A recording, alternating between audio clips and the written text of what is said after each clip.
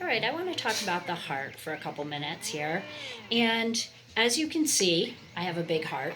But what I want to show you is the features of the heart. Now, first of all, we know the heart is a pump. So it's important that we remember it actually is two pumps, not just one. And the way I'm holding it is how it will be situated in my body. So, in other words, this side is going to be the right side of the heart, and this is the left side of the heart. And that's always going to be the way you discuss something anatomically. You discuss it as if it is you who it's on or in. So this is the right side of the heart, and I'm going to turn it around, and I'm going to show you that there's some major vessels going into this, which is the right atrium. So this is going to be the right side of the heart. Okay, so this is going to be the right atrium and the right ventricle. And we're going to note quickly here too that there's also a left atrium and a left ventricle, and we'll get to those in a second. But let's look at our right atrium and right ventricle. And the vessels going into the right atrium and the right ventricle are vena cava, both the superior, meaning it's coming from the upper half of the body, and the inferior, which is coming from the lower part of the body. And both of those are deoxygenated blood. So the vena cava is actually a very large vein. So what you're seeing is the inferior vena cava and the superior vena cava here, and they are entering into the right atrium. That's the first chamber that they're going to come into. Then there is, you might be able to see my finger come down through there. There's a valve here, and this is called the tricuspid valve, or the AV valve, the right AV valve. AV for atrioventricular, so it's between the atrium and the ventricles. And that's supposed to keep blood going one direction. That's what these little spider-like things are. Those are called chordae tendineae. And those are going to hold the valve from inverting back into the atrium. So our deoxygenated blood now is going from our atrium into our ventricle, and then from the ventricle it has to go to the lungs, and it has to go to the lungs so that it can get oxygenated and it can deliver the CO2 and get rid of that as a waste product.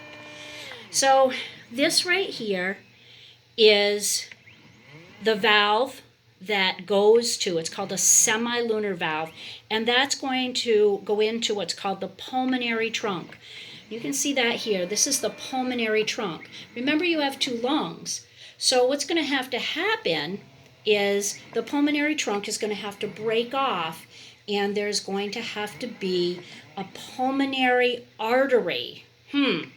Pulmonary artery going to each lung. And the reason I say is because we've always talked about oxygenated blood being carried by the arteries, whereas deoxygenated blood was carried by the veins. But that isn't always the case. This is the one exception to that rule. So the blood that's coming from the right ventricle up into the pulmonary trunk and through the pulmonary arteries is going away from the heart. So we're going to use that as a new definition now.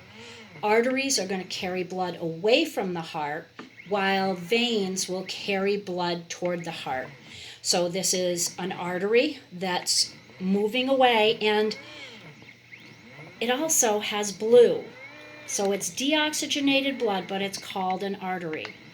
So here is our pulmonary trunk and our pulmonary arteries.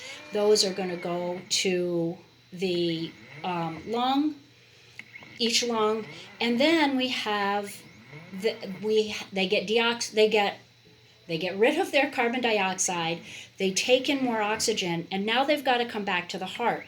So they're going to come back to the heart in veins, right? Because now they're coming toward the heart. So our pulmonary veins come in from both sides, and they're going to empty now into the left side of our heart. So this is going to be the left atrium. And the left atrium is going to lead to the left ventricle. And the left ventricle, it's a little hard to see on this model, but it has a thicker wall. The myocardium, the muscle of the wall, is thicker. And that's because the left side of the heart has to pump blood around to the entire body. So this is the left atrium, or excuse me, this is the left atrium. This is going to pump blood into the left ventricle. The left ventricle is going to, it'll be hard to see, but right down inside there is another lunar valve, and that is the aortic semilunar valve, and that's going to go to the largest artery in the body, which is going to be the aorta, and that's going to come right up here. Okay, so that's going to be the aorta.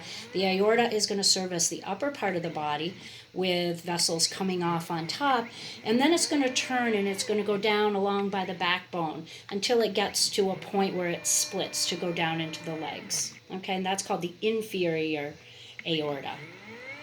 All right, so there is our heart. Oh, and while I'm here, I probably ought to mention too, see all these blood vessels on the surface of the heart? Well, when you have a heart attack or a myocardial infarction, that's the obstruction of blood in these small vessels that service the heart, because remember, the heart is tissue and it needs to get blood supply as well, so it needs nutrients and oxygen to it.